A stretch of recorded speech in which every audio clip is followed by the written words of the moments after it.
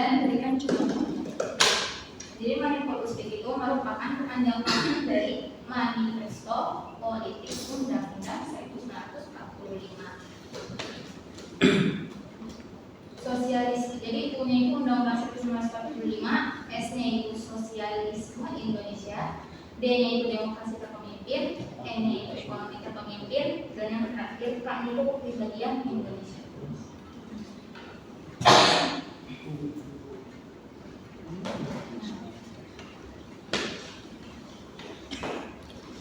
Jadi ini tuh sebuah pidato Presiden Soekarno pada 17 Agustus 1959.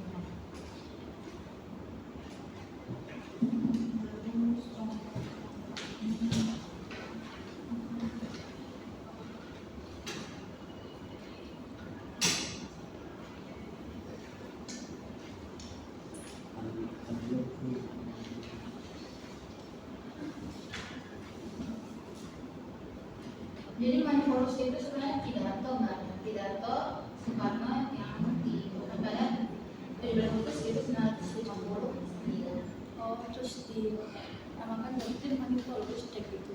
Iya. Terus jadi singkatannya ada.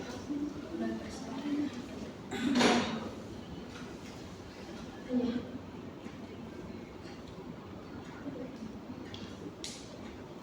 Sudah kamu apa buku yang ini?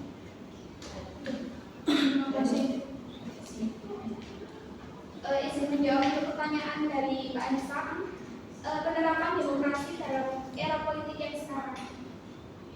Mungkin yang pertama pemilu yang bebas dan adil. Nah, biasanya kan ada kasus ya, pemilu itu tidak berjalan dengan bebas dan adil. Biasanya itu kadang disogok gitu. Ya, mau pilih gitu. Terus untuk penegakan hukum, biasanya kan korupsi itu sering terjadi ya. Maaf banget. Mungkin adanya penegakan hukum yang kuat dan adil itu dapat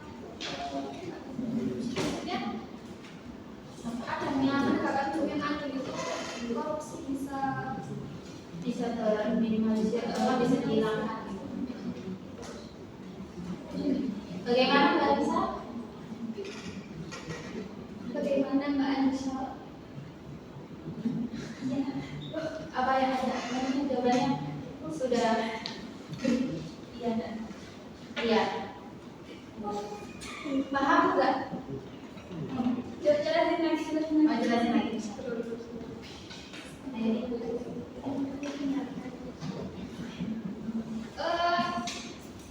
Tadi kan pertanyaannya penerapan demokrasi dalam era politik yang sekarang. Nah, untuk yang pertama itu mungkin adanya pemilu yang bebas dan adil. Biasanya kan ada kasus kalau pemilihan pemilu itu kadang tidak ada gitu, ada yang nyogok, ada dipilih disuap. Terus untuk yang kedua itu penegakan hukum. Jadi biasanya kan maraknya korupsi. Nah, jadi adanya penegakan hukum ini bisa meminimalisir mungkin korupsi itu bisa tidak ada lagi. Contohnya seperti itu. Jadi penegakan hukum itu ya supaya yang pertama ya biar Indonesia maju dan adil, menciptakan negara yang maju, yang berdemokrasi. Sudah? Iya. Lanjut ke pertanyaannya Arya ya. Arya ini penemunya maksudnya penemu atau perumus atau di Indonesia atau di Indonesia ya berarti ya. Untuk demokrasi itu di Indonesia nggak ada yang menemukan. Cuma ide demokrasi itu berawal dari Barat, mulai masuk ke Indonesia pada abad ke-20, terutama melalui pendidikan yang diterima anak-anak muda Indonesia yang belajar di Eropa. Tokoh-tokoh yang menyerap konsep-konsep demokrasi seperti Muhammad Hatta, menyerap demokrasi dari Eropa dan kemudian menegakkan gagasan tentang kedaulatan rakyat di Indonesia itu contohnya Muhammad Hatta. Jadi sebenarnya untuk perumusan demokrasi atau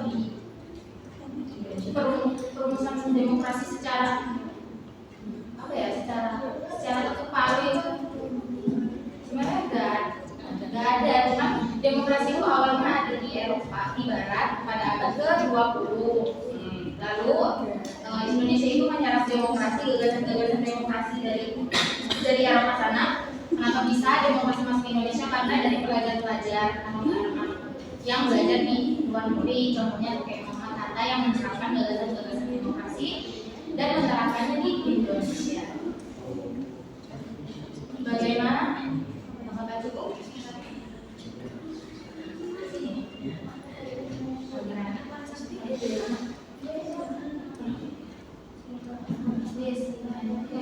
Pendapat kita soal Ada asing yang mengatakan bahwa demokrasi Indonesia itu hancur dari Pak Prabowo.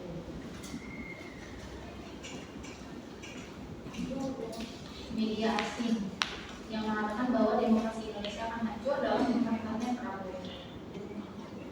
Pendapat Menurut pendapat Salma dan Dania, boleh dua-duanya. Salma dulu nih ya. Kalau menurut Salma ya, dari media asing, kenapa media asing bisa memprediksi bahwa demokrasi di Indonesia itu dibilang akan runtuh pada masa penjabat Prabowo. Padahal media asing, maksudnya mereka tidak sepenuhnya tahu tentang keadaan di Indonesia saat ini. Gitu. Jadi menurut Salma, karena tidak cukup kuat alasannya, ini percaya atau enggak nih? Enggak. Kalau dari saya sendiri, saya menghiraukan atau mengabaikan, cuman tetap saja untuk mewaspadai karena demokrasi dari dalam kejangan pasti mengalami pengurangan. Kalau misalnya pada setiap zaman pengurangan, jadi bakal hancur beneran. Untuk kedepannya kita tidak bisa memprediksi, tapi kemungkinan iya demokrasi itu akan hancur. Caranya untuk demokrasi itu hancur adalah dengan memperkuat demokrasi itu sendiri. Dengan cara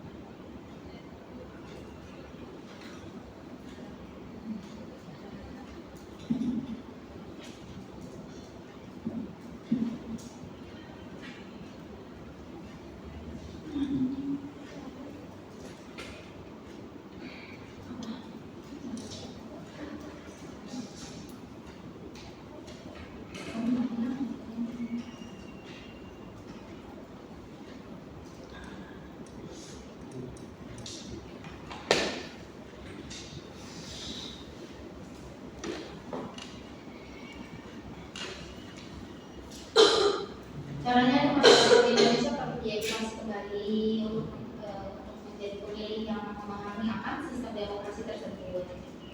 Terus juga mencari alternatif serta membuka kesempatan ekonomi seluas-luasnya kepada semua orang Indonesia. Maka pemerintah itu sebenarnya memiliki tugas yang sangat penting ya untuk mencerdaskan seluruh anak bangsa dari pusat hingga pelosok pelosok.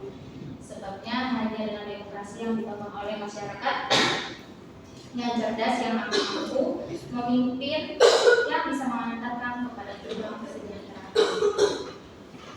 Itu emang ada prediksi, cuman pentingnya pemerintah dan juga kita harus perlu belajar lebih banyak nanti tentang demokrasi, dan juga masyarakat perlu diedukasi tentang pentingnya demokrasi sendiri. Kenapa masyarakat itu diedukasi? Bukan pemerintahnya yang harus diedukasi. Sebab kenapa masyarakat? Karena dalam struktur pemerintahan sebenarnya rakyat yang menentukan, tetapi karena pemerintahan itu memiliki hak kuasa di negara ini, maksudnya kalau misalkan hanya rakyat sendiri yang mendemokrasikan, itu mungkin tidak didengar oleh semuanya, tapi jika dari pemerintahan langsung turun tangan untuk mengedukasi hal itu, mungkin masyarakat akan mendengar. Terima kasih. Oke, Lanjut ke Kak Nia.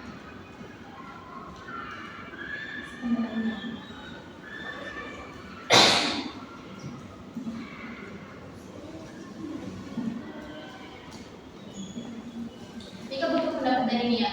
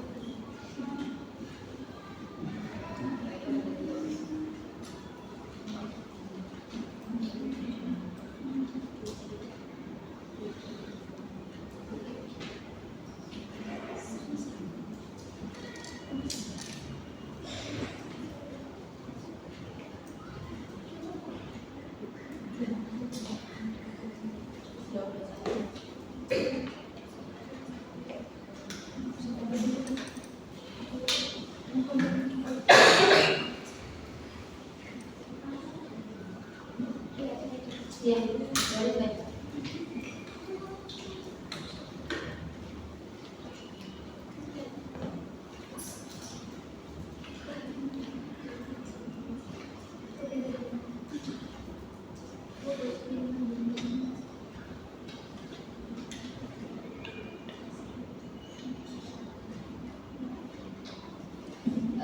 Izin jawab ya. Menurut saya,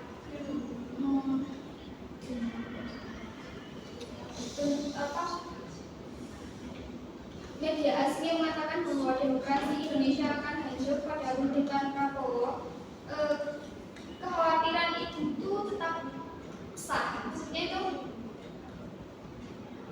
kita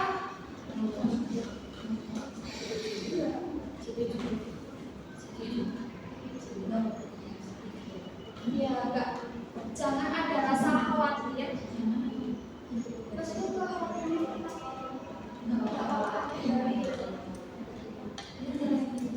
tapi jangan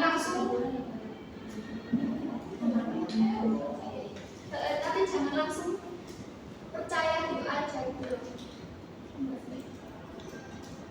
Jadi rasa kekhawatiran itu gak apa-apa, kita khawatir bahwa nanti suatu saat demokrasi di Indonesia itu akan hancur, dan mungkin itu pastinya ada, tapi jangan terlalu percaya dengan berita itu gitu loh. Apalagi terutama itu media asing. Sudah Tika, apakah sudah terjawab? Sudah.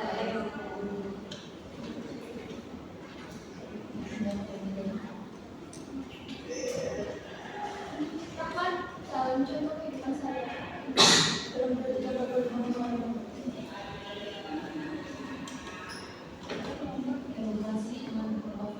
demokrasi dan pengadilan ya orangnya ya. Dan demokrasi dalam otonomi daerah. Otonomi daerah dan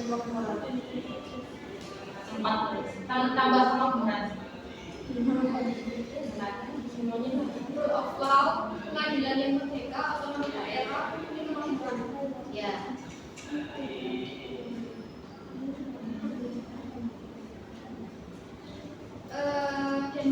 Yang pertama contoh demokrasi dengan rule Of law. of law. Contoh dalam kehidupan sehari-hari ya. Misalnya ini ada warga yang melanggar lalu lintas. Nah, warga tersebut itu ditilang karena peraturan dari peraturan. Jadi rule of law yaitu demokrasi dengan konsep negara hukum. Jadi ya meskipun itu ya karena dia melanggar hukumannya yang ditetapkan oleh negara kita sendiri, hukum dari negara kita sendiri. Lanjut. Hukum berlaku adil bagi siapa saja. Oke. Yang kedua yaitu demokrasi dari Otonomi daerah. otonomi daerah. Pengadilan yang merdeka dulu.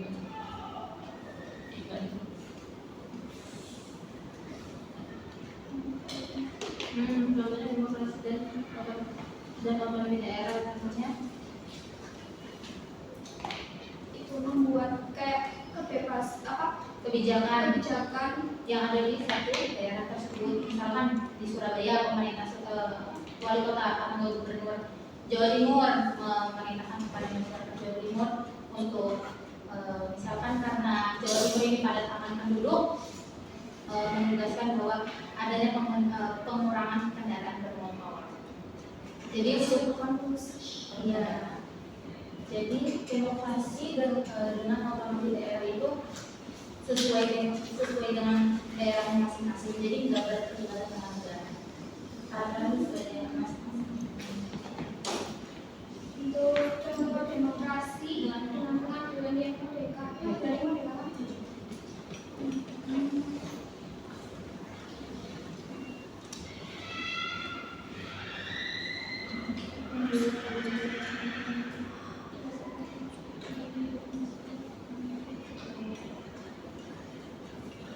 Jadi demokrasi dengan pengadilan yang merdeka itu misal ada warga yang mempunyai tanah, tanahnya di situ sama pemerintah, lalu otomatis karena disita oleh pemerintah dibawa ke pengadilan, dan pengadilan di situ berhak untuk memutuskan mana yang benar.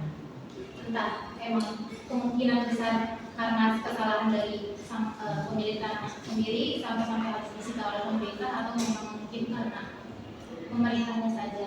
Jadi pengadilan yang merdeka ini tetap pengadilan yang memegang alih dalam memutuskan kasus. Itu. Yang terakhir demokrasi dalam kemakmuran ya. Karena ya. Contohnya, misalnya kita mau ada acara di desa, nah itu kan membutuhkan dana ya. Nah nanti kepala desanya itu bisa bermusyawarah dulu nih pada masyarakatnya untuk penggunaan dana tersebut. Enggak, maksudnya musyawarah dulu gitu. Kita mau acara ini terus menggunakan dana sebesar ini anggarannya itu loh. Jadi kenapa disebut kemakmuran? Karena untuk memutuskan kemakmuran bersama. Jadi demokrasinya untuk kemakmuran. Makanya bermusyawarah dan gitu. Sudah apakah? Terima kasih. Tidak ada lagi yang bertanya? Berarti langsung sesi kuis ya?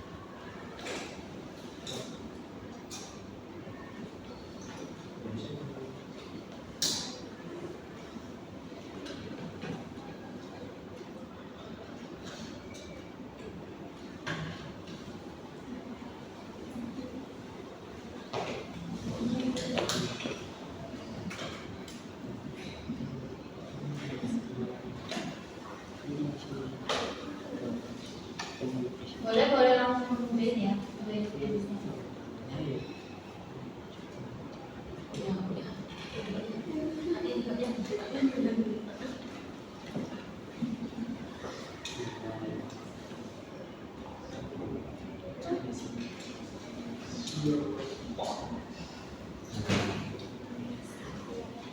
Cici baru kata.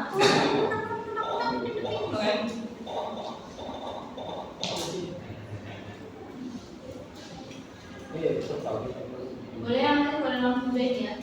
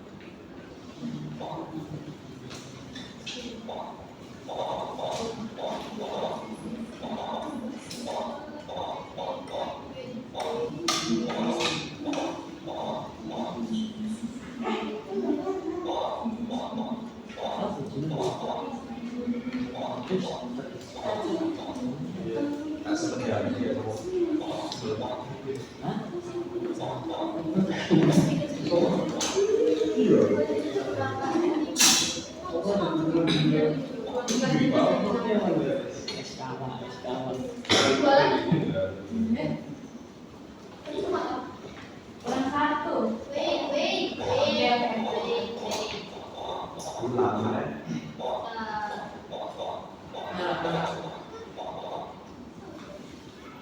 Kalau lah, kalau di sini itu dia namanya. Udah ya? Udah sini. Udah. Sudah semua. Iya.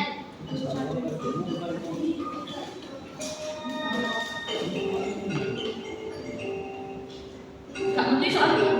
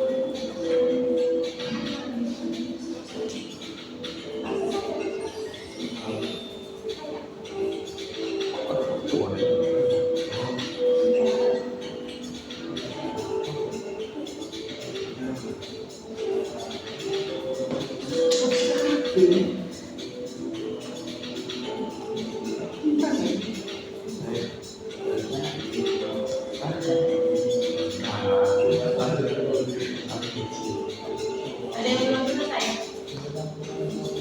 Sudah selesai semua? Sudah selesai semua?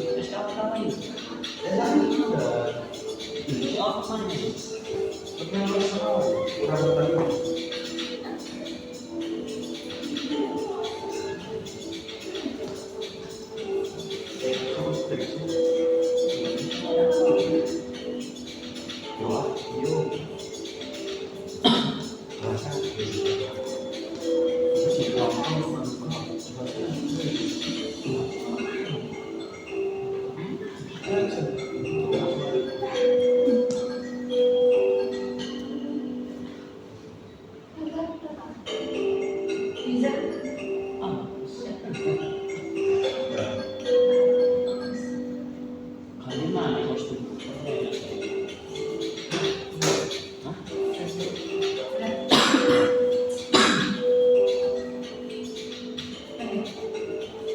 Belum.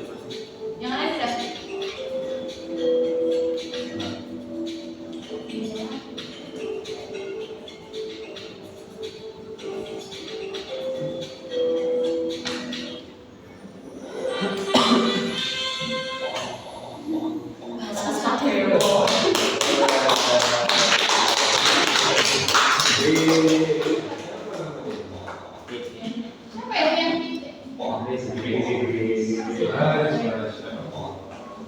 Siapa yang Pak Sosa ada orangnya? Ada. Sama Pak Agus ada. Siapa? Ika. Ayo anak-anak boleh silakan maju ke depan. Pemenang.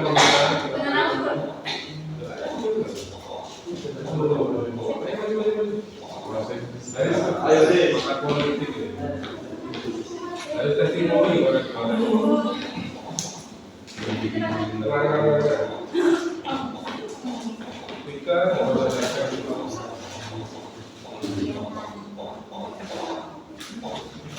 Kawannya coba.